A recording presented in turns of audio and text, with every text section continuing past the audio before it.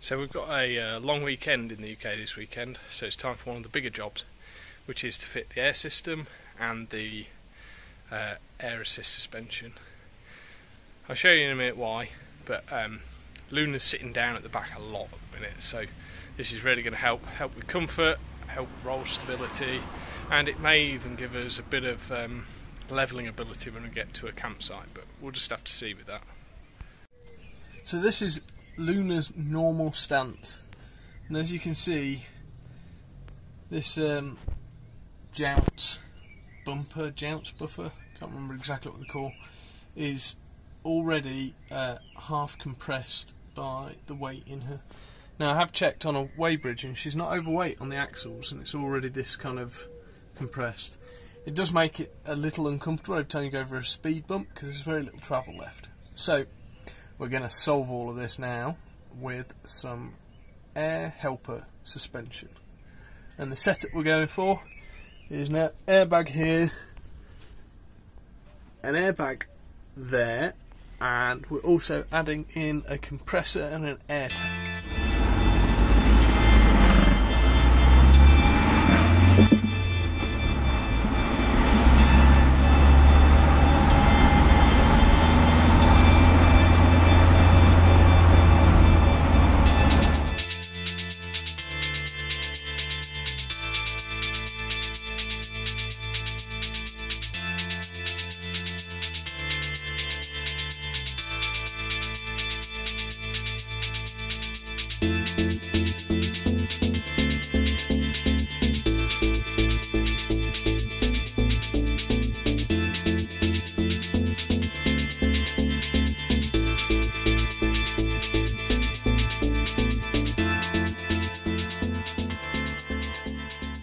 So with it jacked up on axle stands with wheel chocks on the front wheels, both of them, I feel like I can more easily get under here to actually work. It is going to be a lot easier to work under here at this sort of height.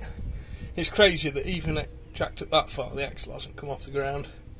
So it goes to show that in the event of a flat tyre you're going to have to jack it by the axle, otherwise you won't get anything.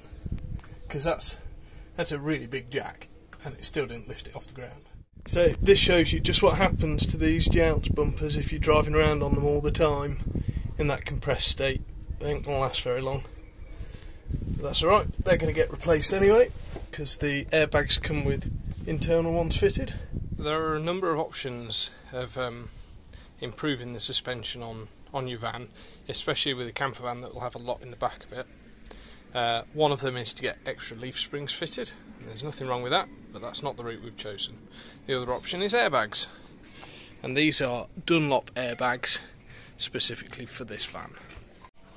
On top of that, airbag systems have a number of different options. One that I've seen that's quite common is just to have a Schrader valve on the top of them, and then you use a normal pump, bicycle pump, track pump, forecourt pump to pump them up to the pressure you want. And then they go all the way through, right through to computer controlled auto levelling systems. We've gone somewhere in between. We're going to fit this Viair onboard air system, so we're going to have a constant air supply from a 2.5 gallon tank with a compressor that fills it up. This means that we will be able to change the pressure on these airbags at a push of a button. In fact, 4 buttons, one up, one down for each airbag. The reason we've gone for an onboard air system is because we also want to have air available, so should we choose to go beyond the road and we end up in a low traction situation, maybe in sand or mud, we've got the option of letting air out of the tyres to help us out of that situation, knowing that we can put the air back in with this. Also, we do a lot of cycling, so this gives us the ability to maintain our bikes out and about while we're away. I think the first thing we're going to do is install the air system. So there's the kind of mechanical install, which is getting the tank in place, getting the pump in place. Then we've got the pneumatic install, which is running lines and connecting them all up.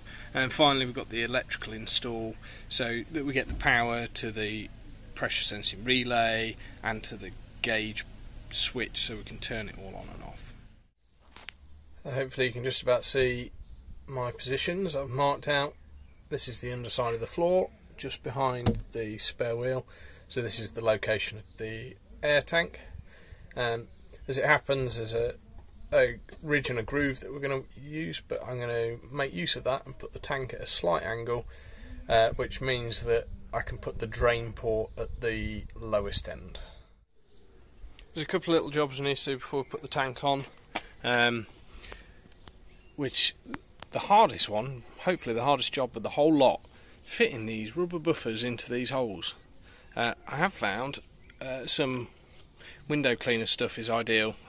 Probably soapy water would work really well as well to help them slide in. The other thing that I've also put in is the drain safety release valve. At the minute, the safety release valve is actually sat too high, but we are going to put a spacer in on one end, so hopefully that'll sort that problem out, but I'll have to make sure that there's enough room for this valve. I also have no idea how you'd open it, so it may be that we move this valve to one of the other points and put a plug in this one. So here you can see I've got my 4 riv nuts in place in the floor, and now I'm going to test fit the tank. So I've got the tank mocked up in position, and I can tell you that is one fiddly pain in the backside to do. I think what I perhaps should have done is made some plates that bolted onto this first and came out either side, and then I could have bolted here, because you're trying to get your fingers in to do them up, especially on this side because it's quite close to the chassis rail, is a pain. So now I'm going to see whether I can put the fittings in without taking the tank back off, because that would be easier. So I've spent a lot of this afternoon fighting, trying to get my hands in here to do up these bolts on this, because you can't get at them, and I realised rather belatedly I could easily have just made some brackets from the aluminium L section, put holes here and here and the same on the other side, and I'd have been able to do these bolts up really easily. Oh well, you live and learn. I'm not doing anything about it now, but if I needed to take this off, maybe I'd change it. So we've got the 4 riv nuts in place for the compressor, which will go on just like that. So that's the compressor bolted in place nice and firmly. You'll note the extra riv nuts here. This is definitely a case of measure twice, cut once. So I mismeasured the centres of these bolt holes 10mm short, which was too close to be able to put a second riv nut in there, so I had to move the whole thing across. So yeah, measure everything 2 or 3 times before you drill anything. Save yourself a lot of time and effort. I put some of this liquid PTFE thread sealant on, and then I've tightened up this connection from the compressor. So that's now all the connections on with the tank from the pneumatic side. Obviously here, that's actually going to be the main feed out to the rest of the system, and there's nothing in that. I've only added this quick connect on because I know it'll seal that hole in the tank, and it didn't actually come with any bungs. Obviously I can't get anything on that quick connect because the chassis rail's in the way, but I don't need to. Everything's coming off this T-piece here. Electrical connections underneath the van are pretty easy. There's a negative for the compressor, and there's a negative from the switch. Now these, they say on them connect to the chassis, but because we're running positive negative everywhere, I'll when I run the cables down from above, I'll just chop these ends off and put the other crimp connectors on to connect into the ground from above. Then you've got the pressure sensing relay, and on here as well as the ground you've got positive feed, the main positive feed, so that's going to be a decent sized wire because this thing's got to take up to 21 amps. Then this is the feed, this white one here feed is connected to this feed to the compressor, and then finally this smaller one is the switch control from inside the van. So this means that you can turn the compressor on and off. So this turns this pressure sensor on, and then when this senses a low pressure, it then sends current down this wire to turn the compressor on itself. To get the power down to the compressor, I've put a hole in the floor just there. That took quite a lot of effort to find a position that was going to fit within the interior furniture and miss the chassis rails, but that's worked right. Let me show you it from the underside. So here you can see that's where the hole comes through. You see the bit of hammerite on it, so that in relation to everything else, can't really show you, that's there. I'm going to run down to the chassis rail, then along the chassis rails and out to the compressor, the tank and the suspension. So I'm sort of making up sort of loom. It's got 6mm air hose coming, which will be a feed from the tank to the gauge and to the airbag gauge, then 5mm air hoses back down from the airbag panel gauge that will go under the van to each airbag. Then we've got 4mm positive, 4mm negative, and then a small twin core, which is for the, so they're for the two 4mm cables are for the power to the compressor, and the small kind of 0.75mm twin is for the relay switch feed. So we've got all the air lines and the cables running through there, and then they split off. There's the power cables, then this is feed from the tank, feed to the left hand airbag, and feed to the right hand airbag. I'm just going to use a bit more of this conduit just to tidy them all up, and then I'll come back through with some electrical tape and some zip ties and or P-clips just to make sure everything's connected, securely attached and protected from stuff bouncing up off the road and things. So of course I get part of the way into a job and then realise that I need something else sorting before I can continue. So in this case we need to be able to mount these gauges. So this one and this one are to do with the air system, and the switch panel will turn the compressor on and off. So I have made up a little panel which fits very nicely into there. So I'm going to put that all together, screw it all up, screw it on, and then I can get back to doing the compressor and the suspension. So we're about to demonstrate some of the issues we've had because of our choices of equipment. Knowing what I know now, I would have gone to Marcle Leisure, who supplied the airbags, and bought the whole setup, compressor, tank, all of that, plus the airbags in one go. As it happened, we actually bought the tank and compressor a long time before we bought the airbags. So that setup, which is really nice, is Viair, but it's American, which means everything was Imperial. And then when you get the airbags, they're all metric, but they're 5mm hosing. I think I'd already bought a bunch of 6mm connectors, 6mm hose and connectors, and the Imperial stuff's on 1/4 inch. So we've got all sorts of little adapters and things that we're going to have to use on the back of here. So let me just try and talk through why. So this red hose here is the feed from the tank. That's 6mm. Then the blue and the black are the supplies out to the airbags, and they're 5mm. And then the pressure gauge supplied with the compressor is 1/4 inch. So all I can say is thank goodness for John Guest push fit fittings. So we've got a 6mm T into a 1/4 inch BSP. Then we've got a 1/4 inch parallel connector, and then a 1/4 inch to 1/4 inch BSP to or might be MPT to 1/4 inch push fit pipe. Then here we've got 6mm all round T, and then a 6mm to 5mm reducer.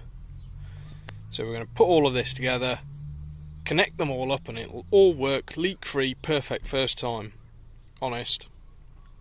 So here's our crazy amount of adapters. 6mm in, 5mm out, 1/4 inch out.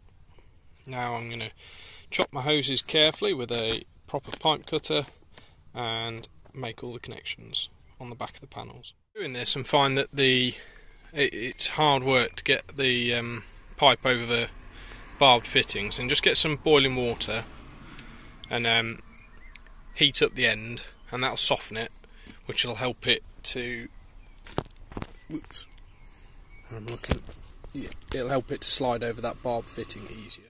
Hopefully you can see all the connections are made. Sadly this hose is pretty stiff and that's come straight out, so it has to have a big loop on it. That's the 1/4 inch stuff, and the 5mm comes up round and feeds back in to the suspension airbag panel, so that feeds either side, and then when you press the buttons it'll pressurise or let air out of either side. Yesterday I got all of the pneumatic connections made up, so today I think I'll do the electrical connections first, and then we'll go under the van, put the airbags in, put the rest of the pneumatic stuff. So we've purchased a pre-made switch panel, mainly because it looks very tidy. It does come with resettable circuit breakers here, or not circuit breakers, I think thermal fuses probably. The way it's wired on the back is that it takes one common input here, and then all the positives are then separated from there. Now for this particular one we don't actually want the common input, because we've already run a separate cable up here that's only a very small gauge. So what I'm going to do is take this apart and separate off this one. Then the positive feed, may as well use the thermal fuse anyway, just in case you had a problem. What we'll do is put the feed in from the fuse board here, and then the feed out to the feed out to the pressure relay on the tank goes off this one, and that's where we've got two leads, which are compressor relay trigger, so that's the out, and then the compressor relay feed, which is the one from the fuse box. And then they also have a earth wire in them, ground wire, negative contact, which I'll just link together just here somewhere. So here you can see we've got the power coming into the switch, goes through the fuse up to the switch, and then this feed goes all the way back down to the relay. The next connections we need to make up are on the fuse box end, and we need to do the small power wire here, and then we also need to do the big power wire that provides the main power for the compressor itself. So I've now made the electrical connections. So the way that works is we've got this here is the main power coming down from the fuse box above, and that goes into the one that says connect fuse positive power source. I've got crimp connectors, and I'm going to just put a bit of heat shrink on them, try and keep a bit of weather out, and then I'll also put trunking over it when it's done. But I just want to show you what I've done. Right, so from there you've then got the power to compressor wire that then connects to the one. So these were had pre-made crimps on them. Now I'm not using a common earth to chassis on this particular van. It is connected, but I'm running separate negatives off all the fuse boxes anyway. So I ran a negative cable down, so that's connected in to the compressor there. Then the little trigger wire, which was a twin cable, that connects to the little earth on the relay here, and the positive there. So that just takes the feed from the switch inside the cabin to say yes, I want the system on in the first place. This then checks the pressure, and if the pressure's too low, this then turns the main power relay on, which turns the compressor on, which runs until it gets to its top pressure, and then that turns this off, if that will make sense. Now I'm going to go get my heat gun, seal these up, put some trunking on it, and then attach it securely with P-clips and things, so it's all nice and tidy. So that's all been tidied up reasonably well now. Where possible, I've used P-clips to hold it on. There are a few places where the chassis is hardened from the welding and I can't drill into it, so I've used zip ties to stabilise it, but made sure there are P-clips elsewhere so that it's still got a firm kind of screwed in connection in places. I've added some extra ones along here, and there's P-clips on the airlines as well. That airline is for that airbag. This airline here is for the feed from the tank, but I need to run these as well because I've got one feed going to the back for a quick connect, one feed going to the front for a quick connect, and then I'll tee off for this one here, and then I'll run all of it inside conduit as well, just to protect it from anything bouncing up from the road surface. There's one more connection you need to make on the compressor, and I very nearly forgot about it, and you can tell that because I haven't left myself very much room, and that is the intake air filter. Now, it says in the instructions you should really make sure that isn't anywhere where you can have moisture, because you don't want moisture getting into your air compressor and your air system. So they supply it with a kit, the hose, to give you remote access to it. So there's just enough room, I think, to get my hose in here, and then I'm going to route it back down there, past this jumble of wires, which I'll tidy up soon, and then out through another hole up into the cabin, and there the air filter's going to be. So one, it's nice and dry. Two, it's dead easy to change that filter out if I need to. Three, it's not likely to fill up with dust and crud anywhere near as quickly as it would underneath the van. So ignore how messy it all looks, I still need to tidy up all the wiring. But that's the intake feed up through the floor, and then all I've got to do is put the filter on the inside. Now I need to sort all this wiring out. So I'm just having a quick break. I've had some lunch, and I just thought I'd talk a little bit about the time it takes to do stuff, or at least the time it takes for me to do stuff. I always have these plans of things only taking a few hours to do this, a few hours and do that, but I knew that this particular job, although it should take, I don't know, 6 to 10 hours, I'd need like 3.5 days to do, and so far I'm kind of 2 days in, and I'm glad I've given myself the extra time and having the bank holiday to do it. It's just all the little extra bits that you don't necessarily expect. So obviously I knew putting a compressor and a tank in, yeah, I'm going to have to do that. In the back of my mind I knew the gauges and switches would need to go somewhere, but I kind of ignored that. I was focusing on, I need to get the air springs in, I've got to sort them out, and the reality is they're about the last thing to go in. So got the tank in, got the compressor in, run all the electrical wires, run the airlines. I mean, running the airlines neatly is hard work because you've got to find places to route everything. You've got to, you know, I'm trying to drill pilot holes in the chassis rail so I can get the P-clips in to keep it all secure. It's just, everything just takes time to do well. So that's why I started to plan that, and it's yeah, it's working out well. Just everything seems to take a long time, but the outcome's worth it. I mean, this van's awesome so far. I'm so blown away with it. Can't wait to get it finished so we can actually use it. One of the other many decisions to make was to where to put the quick release fittings, and we know we want one at the front, one at the back, because it'll make re-inflating the front tyres easier. But I don't really want one that's out external in the bumpers, because one, someone could mess around, stick something in it. Two, as you're driving along, stuff could get in it, and we don't want air leaking out. And three, if you were to have a bump, the bumpers are usually the thing that get hit, so it might break. So put this one just inside the side step, which is fine, because if we ever need to inflate the tyres, it won't be an issue if we've got to leave a door open while we do it.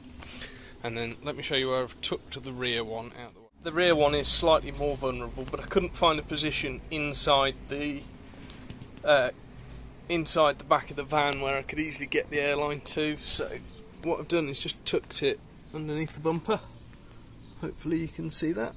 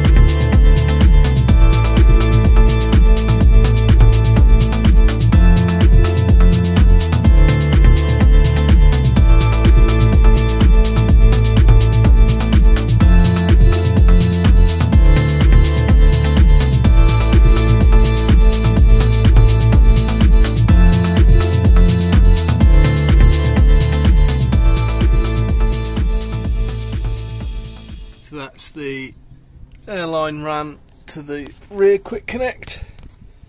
Again screwed with P-clips down to the T into the tank, and now I need to run the airline all the way down to the quick connect that I've put in the sliding door. So it's awkward to show, but we've now got an airline up inside for this quick connect inside the sliding door.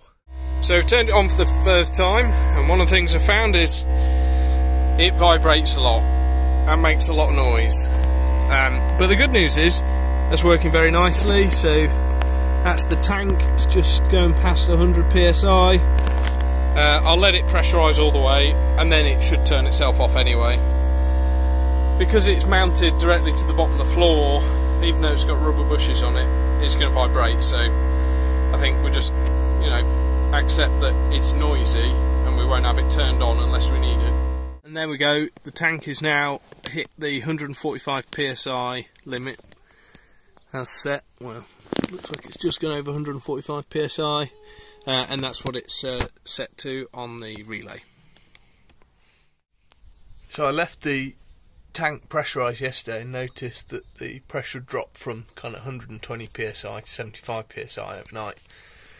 So I got a water bottle, squirty bottle with some soapy water in it, and sprayed it on the joints, and it looks like this one in particular needs tightening up, but also this one a little tighter, and this one a little tighter. So I'll do that now. If tightening them up still doesn't solve it, then I'll take those connections back out and add some more thread sealant.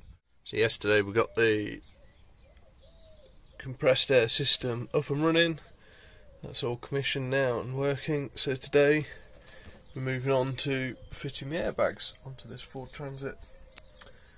So the first job is to remove these jounce bumpers. I have practiced on this one before, but you basically wiggle them and they come off. And the next challenge is going to be to remove these bolts. So once you've got the bump stop off, you then need to remove this top piece, and that's just done with a 13mm socket to loosen the bolt off.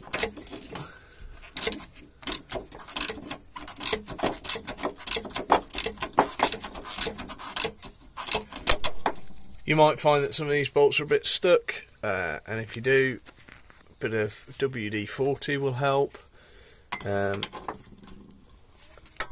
Maybe even a bit of heat if it's particularly bad. You just have to see how you get on. Anyway, I'm going to put my camera down so I can get this off. We've got the top buffer off. We need to temporarily take off the damper mounting nut.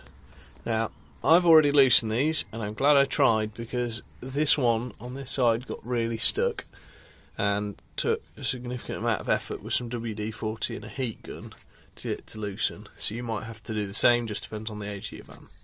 Anyway, this nut comes off because the lower mounting bracket bolts onto this with a big washer, and then the nut goes back on.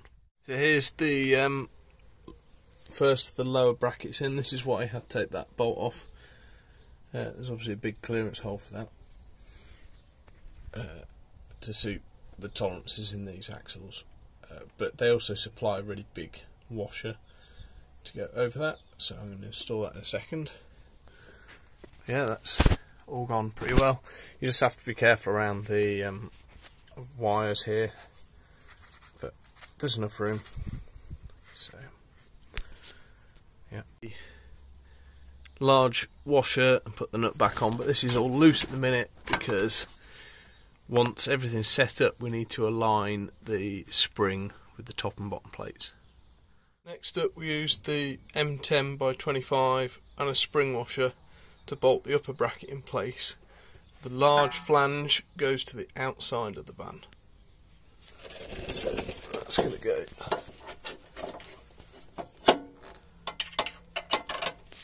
Oops. Sorry. And if you have, like me, run your diesel heater down this side, make sure you don't pinch these cables. Fuel in the cable. Once again, I have to put the camera down to do this properly. I can't do it one-handed.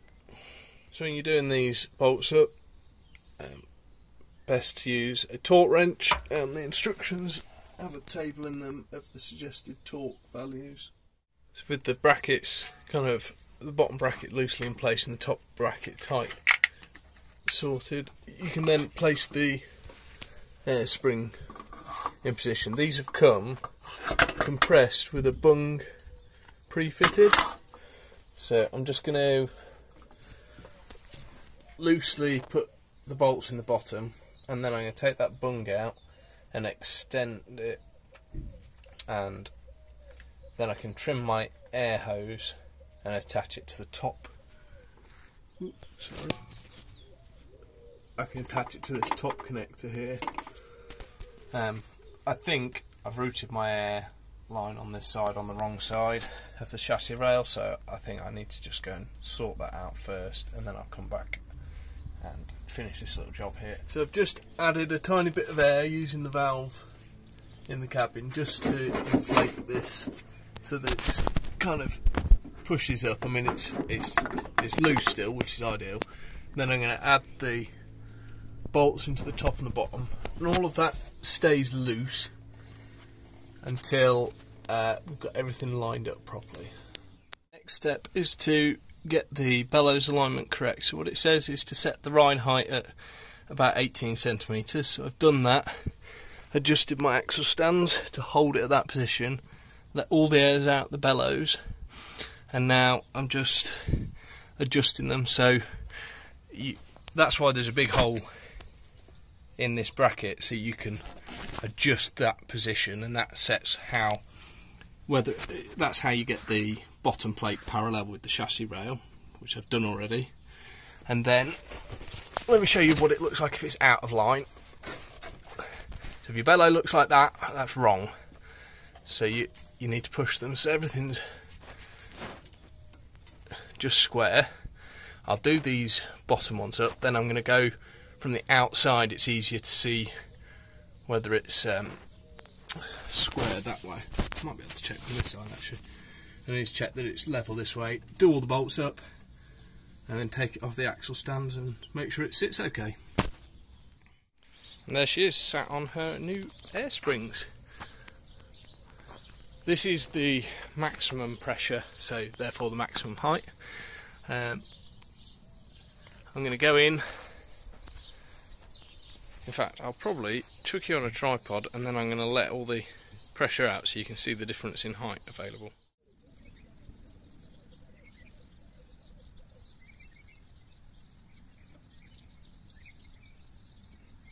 So now I'm going to inflate the suspension to its maximum.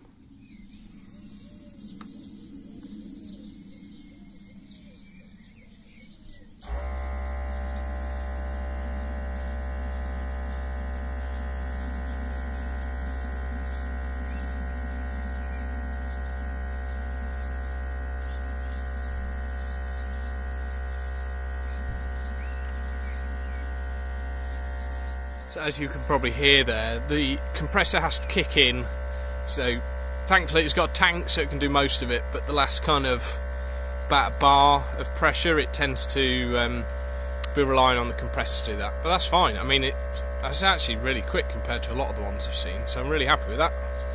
I think I might just take it for a quick test ride around the block, and then we need to get back under it and wax oil all of the bare metal that we've left now.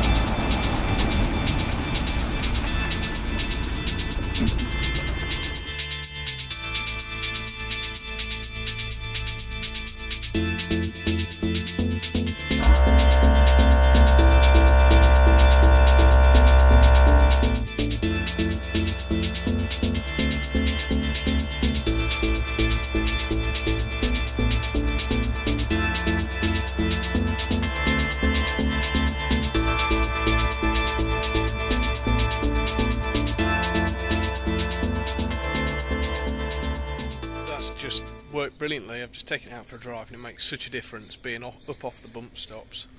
Obviously it's going to take a little bit of time to get used to what sort of pressures equal the right sort of ride height.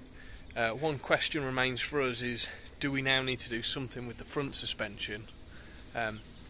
Probably wouldn't be airbags, but maybe we do need to put some stiffer springs in the front to try and even it out a little bit.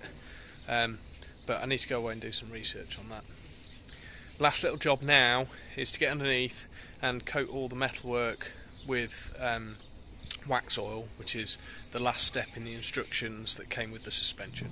Yeah, so really happy with the outcome of this. It's worked really well. A couple of things we just need to tweak is, looks like there's no non-return valve in the system at the minute, so I've just changed it, putting some thread sealant on the drain bung on the tank, and as I've done that, the air's gone out the airbag, so I've got a non-return valve fitted, that's no problem at all. And I've got some rubber buffers on the way to mount between the compressor and the floor, and that should help reduce the vibration coming through into the cabin. I want to say a big thank you to Marcle Leisure who supplied this kit. They were really useful in helping us specify it, and they were really quick on the delivery after we paid for it all. So thanks very much. I'll leave a link below to the kit we used in this van. Thanks so much for joining us on this one. Please do comment, like, subscribe, and we'll see you on the next one.